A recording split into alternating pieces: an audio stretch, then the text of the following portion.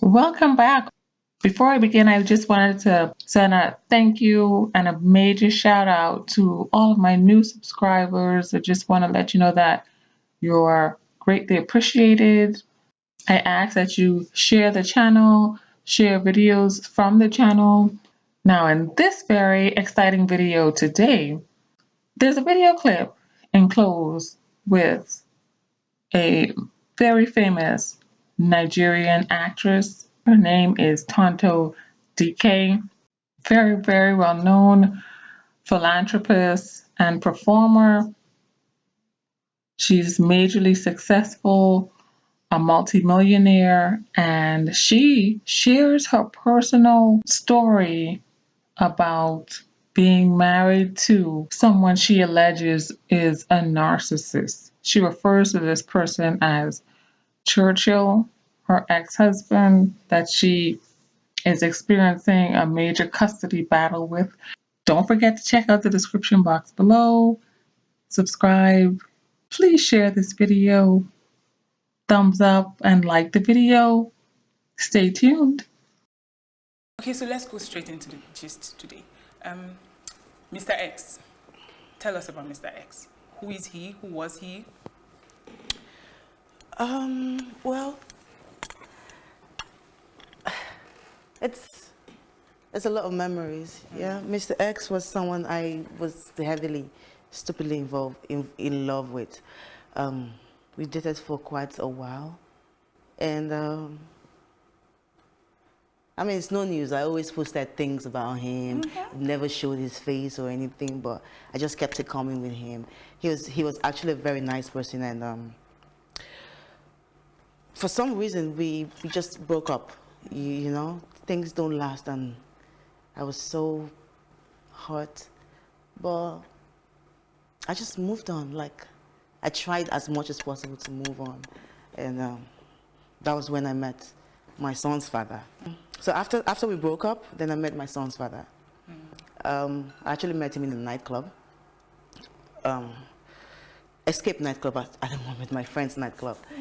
Something I really never do. I never club. I never go out. I'm such like a very reserved person. But that day, I can't remember what we're celebrating. I think I was upset because my relationship broke up. So I and a past friend of mine, we went out to celebrate. Then I met him. That's how he came into the picture. I met him that night, and the next time we saw again, I met him there. Didn't go home with him, obviously. We just met him, and we got talking again after 3 days or so. Then I was just in a very difficult position emotionally where I was lost. I needed that same energy that I lost. I had made so much noise about my Mr. X, and now he's gone. And he wasn't just gone, he went to get married to someone else. So it was very painful. So with that, I want to be very thorough, so I had everything written down and had everything documented. I met him February 13th. Then we started to talk by 16th of February. And because of how vulnerable I was, I lost my relationship. It was a relationship of a lifetime for me. And I dove into that one relationship very fast, without investigation, without knowing him. We didn't get to know ourselves, and we just jumped into it. I think I was more of broken inside, and he was more of lost. So it was just how we met. What year? What February 14th? What year? February 14, 2015. That's when I met him. Okay, so what were the February qualities? 13th, yeah. Okay, so what were the qualities that attracted you to him? I know you didn't start talking until some days after, but what were the things you saw and you just felt, yes, I can actually have a relationship with this person? Well, looking back now, the only quality I saw were all the lies. I was told so many lies to make one human being look so attractive. So I think I fell in love with the lies. I think I married the lies. So that was what it was. Okay, so let's go straight up to the wedding. How long did you date for before you got married? We dated for 7 months before my marriage. February, and we got married in August. Okay, so, but very quickly, lies. What lies exactly? I mean, we know we see a lot of them, but what lies exactly attracted you? What lies would you say attracted you? Actually, the first day I met him, he told me that he was a passenger's son. And in the course of dating him, his mother told me she was a passenger's wife. So many lies. The house I used to go to in Ghana, he told me was his house. It's not like I was out there looking for an established man, but I am TONTO DIKEH. I'm an established woman. I have to have some sort of stability in my life. So definitely, I would originally go for someone who is made or who have prospect to be made. The house he was living in Ghana, he said it was his house. It wasn't his house. 2 questions. What is his relationship with Obasanjo and his mother's relationship with Obasanjo? This is my son's father. Yes. Was a Liberian for Obasanjo. A Liberian for Obasanjo. His father, I heard, was a gardener for Obasanjo. He had told me so many stories of how, you know, as a kid, how you and your father would play, how you would steal your father's land and go and sell to be stubborn, how the other siblings don't like you, you know, just different bunch of bull. And of course, I did suspect that there was something wrong because he always said that Baba was a very tight-fisted person with money. And I mean, word have gone around that Baba does not really give money, which is Obasanjo doesn't really give money. So he wanted me to have the idea of rich kid, my father don't give me money, because while I was with him, I was still taking care of all of our bills. Amazing. Amazing. The day I went to see Baba the first time was when he introduced himself to me as not his father. The first thing he said, "This is not my son." And that was... That's what the first thing Obasanjo said to me. I'm calling Obasanjo's name. It's not, I'm not going to be lying with his name. And you met Obasanjo just before that day? No, just that day. No, the introduction, my introduction. I had 2 introductions, one for Obasanjo and one for my family. So the day I met Obasanjo was the day he told me. So that was like the verbal confirmation that these people were lying all along. And this is what they tell the general public. Half of Nigerians think that he's Obasanjo's son. In fact, some of them, when the lie doesn't enter, they now say that he's the grandson. But my son has no blood relationship with his Obasanjo. If he did, I'll be proud. I mean, it's something, right? So, but he doesn't. Okay, so on the day of the introduction to Obasanjo, why did you go ahead with it after realizing that there might be something shady going on here? I was already pregnant. And prior to being pregnant, I had never been pregnant for 7 years. I've been in a relationship, and as a woman, it's not like I've been extremely careful. You know how we women, I've not been extremely careful, but I just never gotten pregnant for over 7 years, and he came along and I got pregnant. My pregnancy was not something I ever wanted to keep. I always say it. Before now, I said I never wanted to have children. My decision. But a friend of mine convinced me the day I found out I was pregnant, and my son's father was crying and begging me to keep that pregnancy. I didn't know why he wanted it so much more than me. That would be a mother. I didn't even think I'd be a good mother. But that was not the reason why I didn't want to have children. I had emotional issues, mommy issues on my own, that I didn't want to bring a child into this world without being okay with it first. So I wasn't ready, but Folake, God bless you. Thank you so much. She talked to me, she explained to me what a child coming into my life would do for me, and everything she said was true. Everything she said. And I'm so happy. That's one decision in my life that I'm so happy that I did. I can see the joy over here. My marriage was filled with so much lies that sometimes when he gets caught up in a lie, it results to violence. We fought all the time. Before we got married, and even after we got married, it was a fighting thing. It was, I mean, look at what we do on Instagram. It was more like that. It was more like that. I mean, it was like hell on earth in the house every single day. So domestic violence was something that was real, was always there in my relationship. I mean, there was a time in Ghana that this man literally beat me. I was bleeding. I said it before and I'm saying it again. I ran into the Nigerian embassy almost naked. Yes, almost naked. And I took a lawyer from Nigeria. He was the one that treated my case. But we did meet the lady behind the camera who took the pictures. And she told me, they said, yes, she came in bleeding and her clothes were torn. So they confirmed it. The thing about Nigerians is that, or journalism in Nigeria is that nobody wants to investigate anything. Everybody just wants to say, oh, that's why I brought all these documents. I don't want hearsay. No, my documents are all here. So if I'm saying it and I'm proving to you that this is what happened. So I was already coming out from his room. He's like in the penthouse. So I was coming out from that place. So he pushed me. We're fighting in there. So I was trying to just leave the place so I could get myself again. Because sometimes when I'm in such a high spirit, I don't breathe. So I was trying to run out of the room and he pushed me down. He actually used his leg to push me. So I rolled like 2 steps down. I rolled 2 steps down. He continued again. But you see, the thing is, a lot of people will say, oh, you know, domestic violence, why didn't you leave? There are too many reasons why I didn't leave. I was pregnant for this man already. I had a child for this man. And even before I married him, you know, it was something that, it's something that he would always come back to beg. In Ghana, I was literally beaten on the street to a hotel. I mean, this hotel have names. It's there. It's something that anybody can confirm. Workers saw what happened. His friends saw what happened.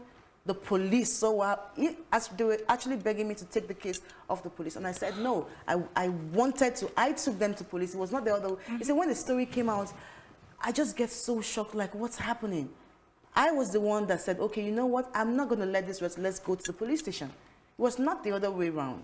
Well, yeah, so I lost 1 pregnancy after King, and I had gotten into 7 domestic violence fights. Amazing. With King's father. Quickly, domestic violence, whatever level of it, it's not acceptable. Yeah.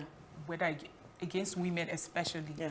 But then, I'd have to ask you, do you remember what led to that particular fight? Okay. Or what you did, or what you said, maybe something You see, the triggered man it? I got married to is a narcissist.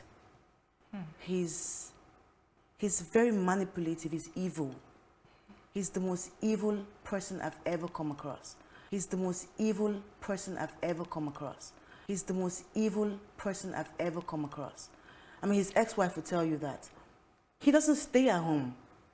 He said we were married for 6 months, right? We were married for 10 months. We lived together for 10 months. I don't know where this guy's brain is.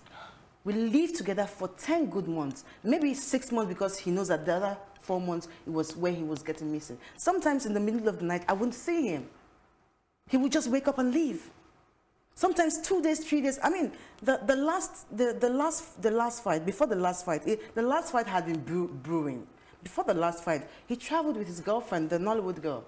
He traveled her for over a month and for almost 2 months to Europe. And meanwhile, this Europe that he's traveling to, before I met this man, he had never traveled outside this country apart from Ghana in his life. I remember when I was pregnant and I was running everywhere, helter-skelter, to look for visa for this man so he could come at least witness the birth of his child. I even had to stoop so low to go to Nollywood. And I asked the director, I said, give me an invite. Okay, they were inviting me for an event in America. I said, you know what, give me 2 invites. I want to invite my manager. I put him there shamelessly as my manager. And even when I went to the embassy, they still rejected him because I think he had a record. So the person, somebody who, you know, this Yahoo thing is a very messy business. Oh, true. So they have a lot of people working for them.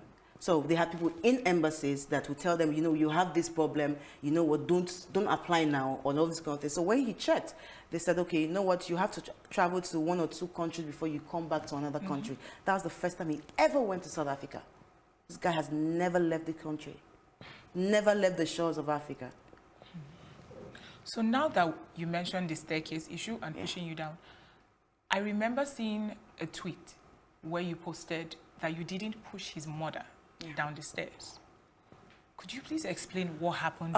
You see, my son's father wanted to create a distraction from the fact that he's a very violent man. He might not physically show it in his face. I might be the one who is chatty and talky, but he sits down to plan it. I'm going to show you a lot of things that will make you understand how manipulative this man is. He sits down to plan every single move. So when the news came out of him and the actress girl being involved as boyfriend and girlfriend, he wanted a distraction to say, okay, you know what? No, that's not the reason why my marriage is breaking up, because she pushed my mother down. How in the world would you push someone's mother down? And you know, the thing is, the house, it was a new house. His mother just bought herself a house. She works in a mental home in London. The mother, Kunle's mother. Yeah. He works in a mental home. And she's one woman that I know that she hustles. Do you understand? So I know how many jobs she tries to keep up to be able to pay her way through life. And I know that she's a single woman.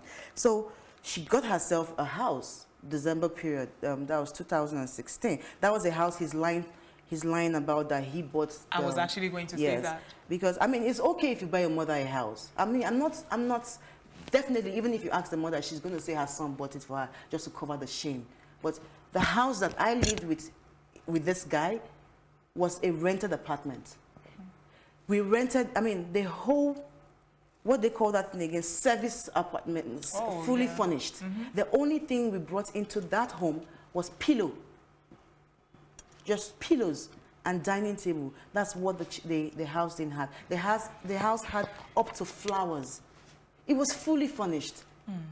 I think the name of the owner was Alhaji Mustafa. I also have proof of that the house was actually rented, not bought. We rented that house for 18 million.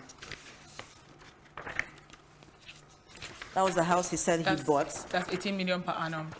18 million, no, for 2 years. We rented for 2 years, yeah. It was a 2 years rent. We rented it for 2 years. So when he said that I took away things from the house, I had trailer load of things and I packed away things, I don't understand. The estate we're living in is Brains and Hammers. Brains and Hammers is actually the biggest estate in Nigeria at the moment. They have records of everything in the world that concerns them. If you rent a property, before you, in fact, the trailer that I used in packing out of my home, of the home, was actually sat outside for, it sat outside for almost 3 days because they had to go around the house and investigate that nothing was missing before they could let me go. Now, this is the agents, these are the documents, these are conversations between I and the agents who rented us the house we lived in, that he said that he bought and kept me and his son in it. Those are the documents when I was telling the guy about things that were not right in the house, yeah, I see how that. much we paid and everything. So you see, so when he says that he bought his mother a house, I mean, I'm not the devil. My son one day will want to buy me a house. I'm not going to say, but don't lie about it. At some point you will. God will bless you to that extent, but don't lie about it now. His mother bought herself a house.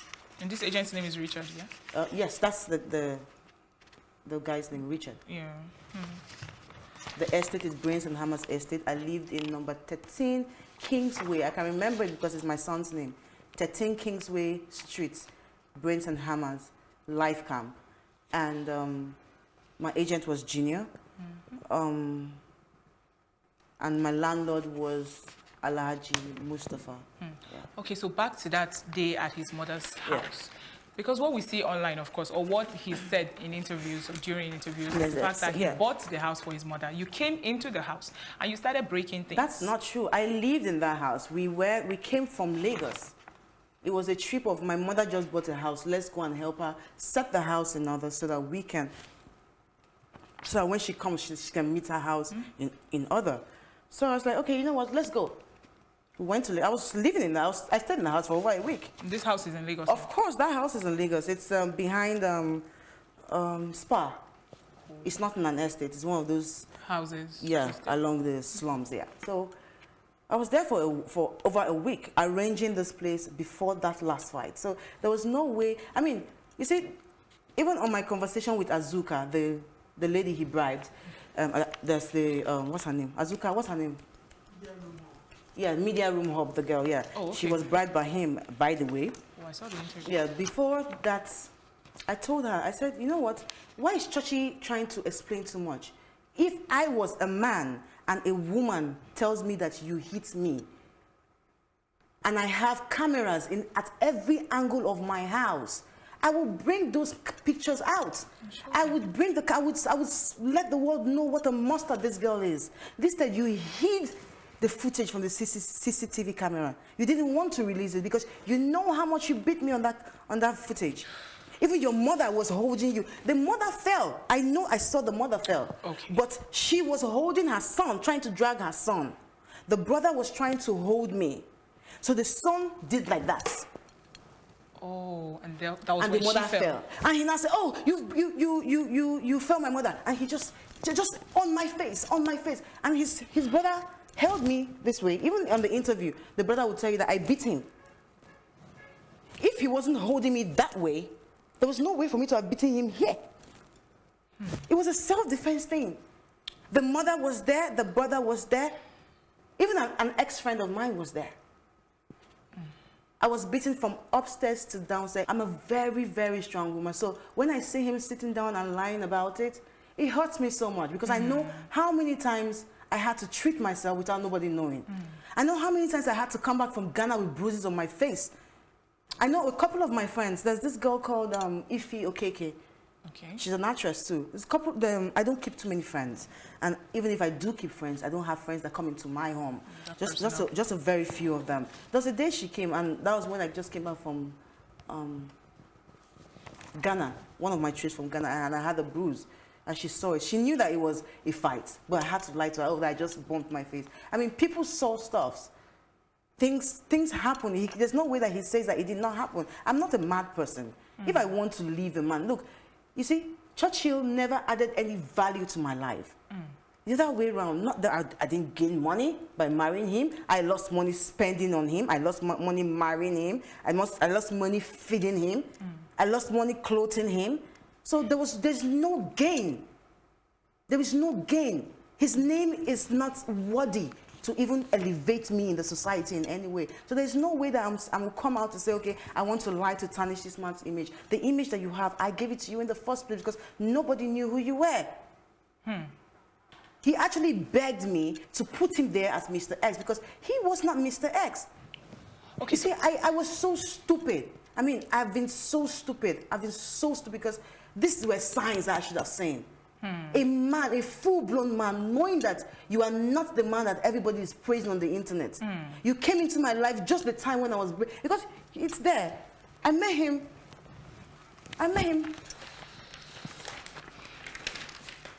Even in his interviews, he says it. I met him on his brother's birthday, which is on the 13th of February. And we dated for 7 months. So...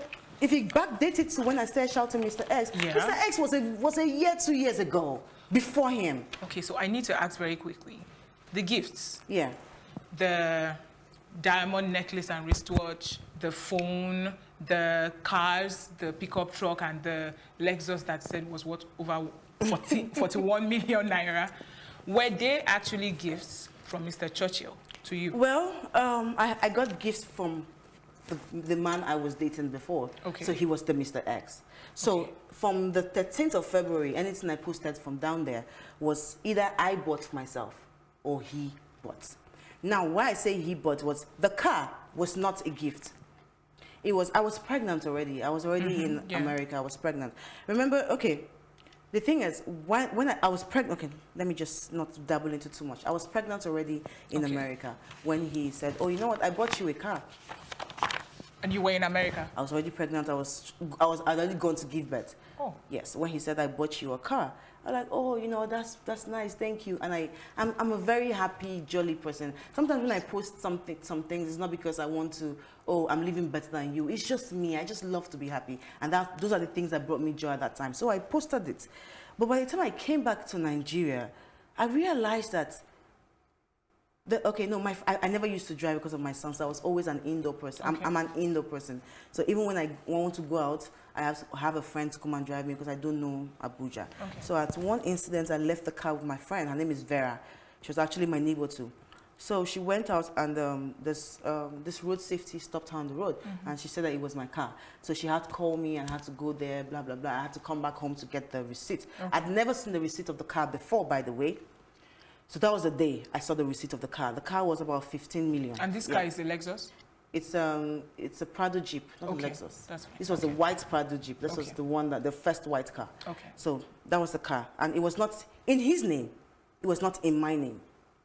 I will explain that to you much later, and the time goes by. It was not in our name. Okay. It was on a neutral name that I do not know. They, I went 2 days ago. I went back to the road safety to retrieve that document, but they said I had to wait for like another 1 or 2 weeks for it to come out, which I would definitely post about that too.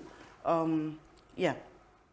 So when I went there, I took the receipt there. That's when I found out that it was not in my name. And I asked him, yeah, it's for you now. It's still for you now. I mean, must it be your name? It's still for you. So I didn't take it as anything because the car is at home. I didn't think about breaking up. I didn't think about. It was then I was not thinking about breaking up because it was after I just almost like a month when I just came back from giving birth. So I was still trying to gather my life. So it wasn't a problem to me. For me, it's yeah, whatever name is there, as long as it's your car, it's your car, and that's what it was. So there was no car because he knows while we were dating, there's something that we always did, wanting him to look good so that he can get jobs because. The whole time when we were dating, he was broke. The whole time. That is what Yahoo does to you. That's what this 419 thing does to you. It does not make you save. You do not reinvent your money. You just when your money, because they stay out of money for so long. Like now, he's out of money. I know that. I know when he is. I read him like my palm. He's out of money now. He's waiting for another payday. When the payday comes, you will see what he will do on Instagram. It's just simple. Just watch his lifestyle. It's a pattern. He was out for almost 5 years before I met him. Was broke on the streets, didn't have nothing. He would smoke cigarettes and get drunk and misbehave and tell me so many life story of his. And I was just listening, I just like somebody was just vulnerable. So he was totally broke. But he never told me he did Yahoo. And I never suspected that he did Yahoo. Or he told me that he was into IT. I never had the slightest clue. So you never knew before you got married that was what he did? Never. I would never in 1,000 years. I would never, because I have a name. I have a name. If they catch this man tomorrow, it will be Tonto Dikeh's husband. Of course. Just like now, even till now, he's my ex-husband. He still does not have a name. Everybody calls him Tonto Dikeh's ex-husband. So if he was caught or he's caught by any law, I would be in trouble. So there is no way I would stoop low to marry a fraud person, a Yahoo boy. That was never in the agenda. Never, ever in the agenda. So just for the sake of clarification, the phone, the diamond necklace and the diamond ring... He never got me a diamond necklace, never. My push present was not from him. So Tonto, Yahoo. Yeah. You found out about his involvement with Yahoo? When I came back from... the US? Yeah, after giving birth to my son. What was your reaction when you found out? I was appalled. I felt disgusted. I felt so upset because I'm not saying that it's not something that everybody is doing, but it's something that I personally do not want to get involved in. I have been scammed a lot of times. I have had money missing from my accounts a lot of times. I've had people say they're going to do stuff. And I know how hard people work, these individuals work for their money. And aside the hard work they put in, I also know the cost that they actually say to these people. Like, I know how much I cost the guy who duped me the last time I was duped. I know how much I cost the girl who duped me the last time. You understand? So I know the spiritual implication. I know the physical implication. I know the implication through the authority. So I knew that all around it was wrong. And it's something that I don't want to ever be engaged with. Did you talk to him about it? Did you try to ask him why he was because... Well, we fought, actually. Trying to talk about it, we fought. I woke up one night, I'd already started suspecting the Yahoo thing. seriously, when I came back, because that was, we lived together before I traveled out of the country. Before I got married to after I got married till I traveled out of the country, we were living together in my house in Lekki, opposite Mikio. Well, he said it's a lie, but we were living there. His mother also came to that house and lived with us. Every one of us left that house to my wedding. All of us left that same house to my introduction. My 2 introductions, they were way far apart.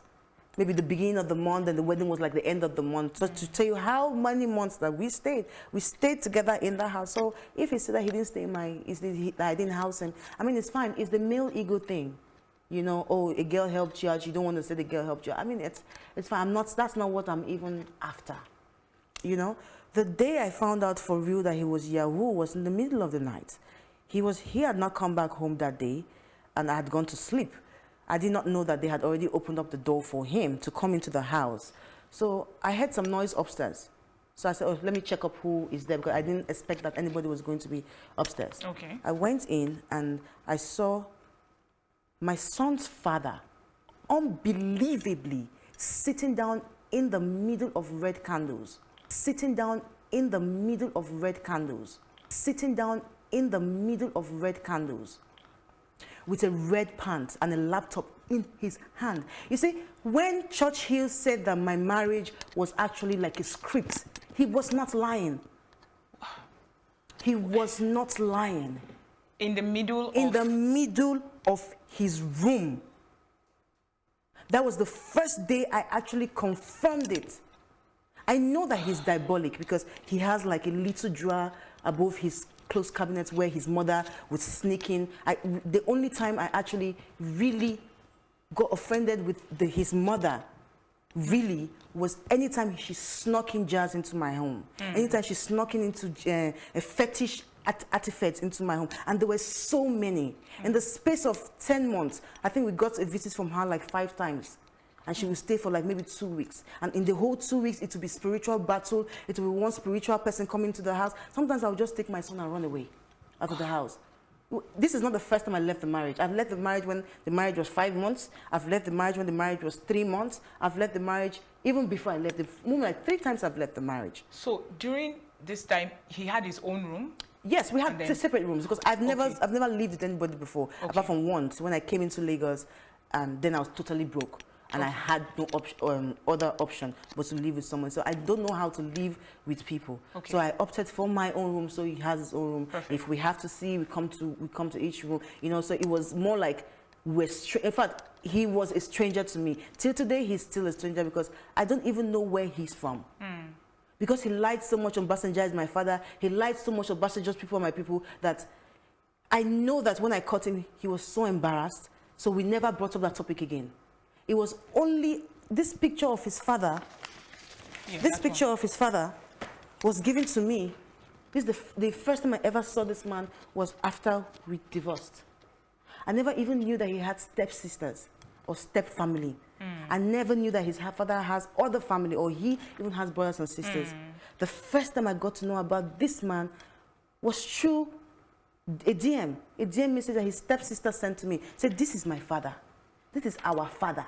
And this was after the wedding? This was after I left his house, after the whole internet thing started coming up. That was the only way they could get access to me to send me this. Oh, so what did he tell you about his family beforehand, aside from the Obasanjo story? That was all.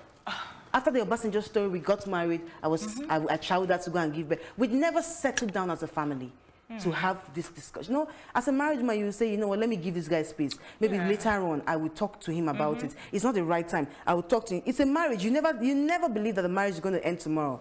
You always say you have a lifetime to find out the truth. I never found out the truth until today. So the situation where you walked in, I walked in, yes, and we had a fight. Reaction? I screamed first of all. Then I started to laugh. Then he got up and said, why are you here? Why are you here? Leave my room. He started pushing me. I'm like, no, I'm not going to go here because you're going to explain this thing to me. If I have to shout for the neighborhood to wake up, the neighborhood is going to wake up. You know? So we had a fight that night and I went. And you see, the thing about domestic violence is that some women are strong. When you hit me, I hit you. When you push me, I push you. You feel like you're fighting your friend. You won't even, because sometimes you get so deluded that you will not even remember that you are being abused. It's like, oh, you know what, you did me this, I did you back. Because then when he hit me, I would go, the only thing he cared about were his clothing, were his properties. It's a physical thing. So I would go and gather all those things. I would either burn them, or I would either break them, or I would make sure that he felt the kind of pain that I felt. So in my mind, our pains were equal. Oh. That's why the domestic violence thing did not sink in on time, that I was being beaten. If my mind, like, no, he did me that, I did him back, nah, look at him. That was, you understand, that was the whole idea, but it was much more than that. So when I found out that thing, that's when I knew that he was into fraud. And before then, a little bit of here and there. Like the house that we lived in, the rented one, the one that he said that he bought, which he didn't buy, it was a rented apartment that came with everything, by the way. The receipts for the payment was not even in his name. The company that paid for that rent was not even his company. The company's name is Bibris. This is the conversation between I and the agent. Okay. When you say that is the account. Yeah. Bibris account, that's the account that paid the 16 million, 88 million per year, that paid the 60 million for this thing. So, you know, when I started finding out all these little things, even the car was not in his name. That's the white Prado? Yes. Then at some point, he now got explaining to me that how they move this money. Sometimes you do a scam, the money can't get straight to Nigeria, but it can get you properties, it can get you valuables that you can ship in. So it's more like cleaning out the Yahoo money. That's why it's easy for them to buy cars, but it's hard for them to own a house. My son's father never owned even in a savings account. When we went broke to nothing, even 100 naira. I have a few. I said something about me paying for my wedding, and that was true. Yes. For my bride price to the whole wedding, and that's true. Like I told you how the Yahoo season comes. They're out for maybe 5 months and they get money. By the time they get money, they want to make up for that 5 months. So instead of him reinvesting. But before we go into the wedding, just so that we don't miss this part, I have a question. So yes, you knew about this whole thing. I mean, and you already had your son. But why did you keep coming back? You had fights, you left 5 months, and then you come. Why did you keep coming back? Because everybody said I was going to have a broken home. It was the whole thing. It was the whole idea everybody put in my head. I wanted to make this work. I didn't just want to. I knew that I was going to walk away by December, even before that fight. Like I told you, it was already, that December was already brewing. It was already brewing so many things. He had already traveled with that girl. He didn't come back. He left him and his son. So many. It's irrelevant. I really don't think I want to talk about her. But then, it was so many things. So I knew I was going to leave by that December, whether the fight happened or not. But it had to be a build-up. It's not something I would just come and say, oh, I'm going to leave. Which day did you get into marriage? It's called marriage. It's an institution. We fail and we pass, we fail and pass. But my first fail, I didn't want to try again with him. It's not someone that you want to put in an effort with. No. If we were married 10 months and I barely saw him for 2 straight months. In 10 months? In 10 months. I barely saw this man. His first wife had the same problem. I'm his longest relationship and marriage. Wow. His first wife got married for 6 months. He's a serial marrier. He's a bigamist, actually, because his first wife, they dated for only 3 months. It's a pattern. 3 months, married for 6 months, he ran away.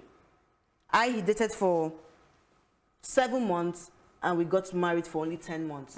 It's a pattern with this man. The same complaints I have are the same complaints that she had. The only thing is that he could not. She's actually a taller person, so they didn't come to physical combat. But everything. I mean, this man was so broke he couldn't even afford even feeding for this girl, the first wife. Yet he stood up, left her in the house, never said a word to her, did not come back to that house again until today. She never saw him. I never knew all these things. She's my friend today. That's why I got to know about all these I was things. actually going to ask, because he mentioned in an interview Yeah. that you and his first wife had become friends. Yes, we're friends today. Because she's the only person who actually knows what I've been through, what I'm going through. She's the only one. What's her name? Her name is Bimbo. Yes. And she lives here in Lagos? Yes. And when we were married, he always instigated a fight between the both of them, telling me things about her. I mean, he said, if I went by the way or by the things he said about her, I would never in 1,000 years, even after we broke up, talk to her. But did you know about this? Did you know about the first marriage before you got married? I never knew about, yes, I knew about the marriage before I got married. Okay. But I did not know the marriage was over. Now, while dating him, I asked him 2 most important questions I always ask the guys the first time when I know that it's going to happen between us. Okay. I asked you, do you have a child? Okay. Are you married? He told me he does not have a child. Okay. And I believe that he has said that in a couple of interviews. Yes, that he does not have a child. Yeah. But Churchill, you have a daughter called Bimbo. You told me that she was, I don't want to call the word, that she was, that's why I call him an imbecile, because he said the girl was an imbecile. But I found out that she's not even an imbecile. She is a beautiful young lady who does not even know her father.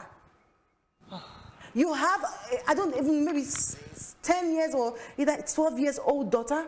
Her name too is Bimbo, just like the first wife. First wife. And yes. she's not the daughter of the first wife. And she is not the daughter of the first wife. Okay. That was a young relationship that they were growing up with. Oh. That was the first, and he not even a courtesy to say, you know what, let me celebrate my daughter on her birthday. But you want to celebrate my son because I am a celebrity. And you say you don't want me for my clouting, or you're not chasing me for clouting, or you didn't marry me to become popular. Then the other children that you have that are not from a celebrity, why don't you celebrate them? I even offered, if this girl will be good to herself and good to her God, she would tell the world. I even sent a message to her because I knew that he was not paying child support for that child. When I found out, he lied to me. It was the mother that exposed him.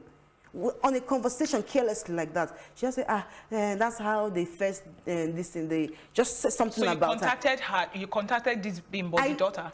Yes, I told her, I said, let me pay child support for the girl. Okay. And the woman said to me, thank you, but no, you are not the father of my child. So I would not take a dime from you. How did you get her contact? Was it Churchill that? No, through the mother.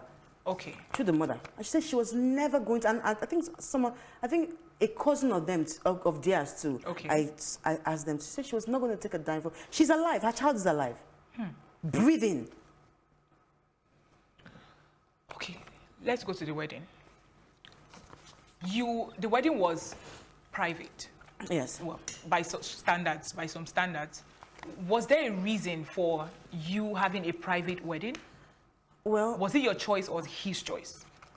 Even if I was going to get married tomorrow, I would still have few people from my side. Okay. Because I don't really have people that I say I want to come and celebrate my wedding with. It's a very private ceremony, and I'm not friends with a lot of people. I mean, you can come to my party. Anybody can come to my party. But a marriage, I just feel like a secret. But no, in this case, it was because we were broke. I was the one sponsoring the wedding, and there was nothing flamboyant. I was so pregnant. There was nothing flamboyant already. But notwithstanding, we had 250 guests. Yes. I have pictures. Where's my phone? Okay, I'll give it to you so you can slide as it. We had 200 guests. 200, no, over 200, no, I think I made preparations for 300 guests. Okay. But I think I heard that they were like seated, people that were seated comfortably, like 250 people. Then the whole village came out, they were everywhere because we had the ceremony in my father's hotel. Okay. But I just watched an interview of Churchy saying that we had never had a wedding. Yeah. We never had a wedding. We had a wedding of over 250. You know, the thing is, the truth is, he can say we never had a wedding because he never paid for a wedding. I paid for the wedding, paid for his clothes, paid for his flights to come for his wedding, paid for the room he slept with me, on the bed he slept with me on the wedding day. I paid for that too. Actually, another man paid for the room. Yeah. I had to pay. I was just calling because I knew I was getting married to a broke man, and I knew that I had the only thing I had in my mind then. I didn't know he was Yahoo, but I had the fact that his lies, his constant lies of how things are going to be better, how people are owing him here, how his business that is just bad. I mean, I've been broke before. So, I mean, business can be bad for everybody. Of course. So that's how it happened. And it was not the fact that I said, okay, you don't have, let me bring out. No, it was the fact like he was in Ghana. He said, oh, baby, keep spending. When I come, I will give to you. I have, look at the documents. All these documents here are written conversations, text messages. So you paid for the wedding and everything else. Why? With the hope that he will refund? Or No, it was, like I said, it was, what he told me was, go ahead and spend. Okay. I will refund when I come back into Nigeria. Okay. And when he came back into Nigeria, I did not see anything. The first money he gave me was 400,000, and the second one was 300,000. So making only 700,000 naira, Church Hill gave me for my wedding. Amazing. Let's talk about the ring. No, I have to finish up this because this is a proof of that I paid for my wedding. Okay. These are phone conversations, WhatsApp conversations. You can see his number there. These are WhatsApp conversations of me asking him to bring me back my money, and also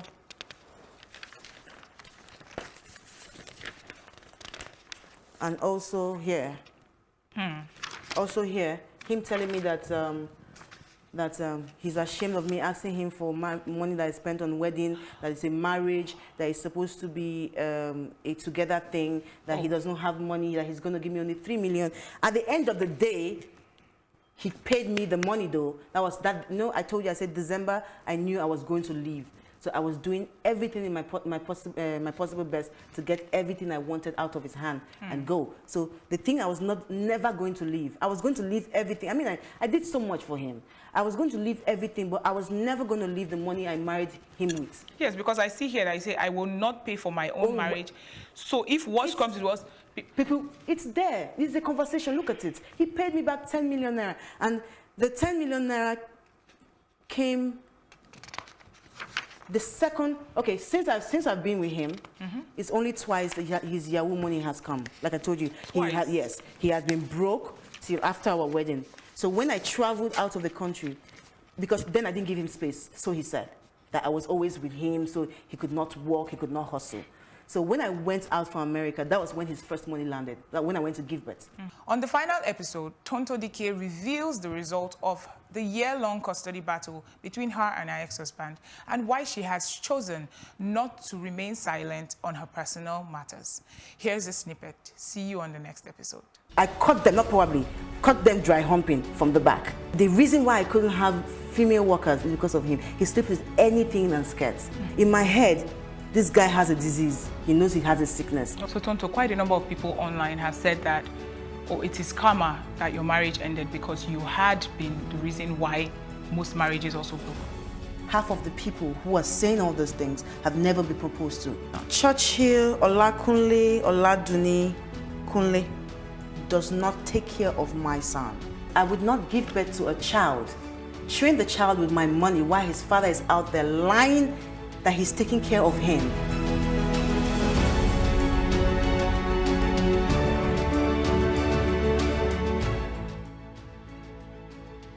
If you've made it to the end of this video, I want to give you a big hand. I want to say, good for you. You were able to experience Miss Dikeh's explanation of her experiences with triangulation, gaslighting, by her ex-husband, gaslighting by the media, just deflection, her husband being a fraudster. In hindsight, realizing that her whole marriage was a script. It was just a whole bunch of lies just thrown together in a cocktail, and that she was smart enough that she, to get out. Because what we have to realize is that narcissists know what's valuable. They seek value because they feel like it's going to also make them shine, uplift them, bring value to their life and their existence. And then, as we all know, they also steal your identity. She's a multimillionaire. After she found out that, he's a scammer, he's a fraudster, he engages in wicked acts and witchcraft, that was it for her.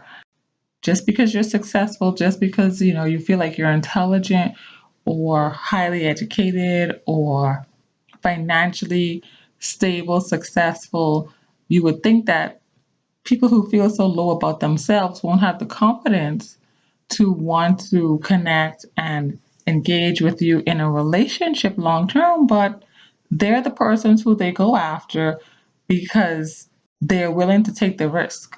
They feel like the outcome is worth the risk. So that's what I wanted to say here. Finally, stay tuned for other videos to come. Bye for now.